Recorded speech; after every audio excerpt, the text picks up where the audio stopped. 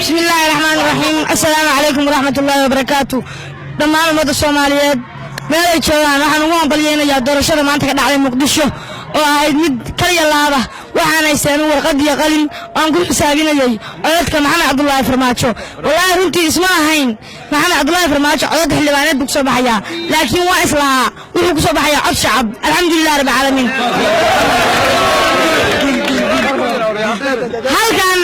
halkan waxaan ka cadaynay inaanay Itoobiya halkan ka talin gabdho waxaan u sheegayaa ma caawa kugu daadsan tahay meesha iska qaad sidoo kale umada Soomaaliyeed waxaa ugu sheegayaa gacan qabta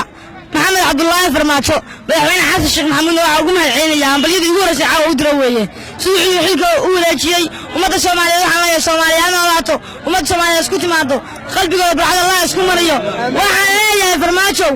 afar sano iyo ka badan baan ku soo daboordeynay caawa xarig miiskaan hoos kaaga xariiqnay waa inaan waxaad noo haysay soo bandhig caawa waxaa muhiim ah oo aan arkay adeer markii Maxamed Cabdullaahi Farmaajo oo mikrofoonka la wareegay waxa goobta dhan yimid saraakiisha ciidamada Soomaaliya oo ah ta ugu horeysa ee uu soo tari lahaa umada Soomaaliyeed Soomaaliya guul umada Soomaaliyeed guul aan nabad barwaaqo bas saxaafadu koob ka yaa Soomane waa ku salaamayna.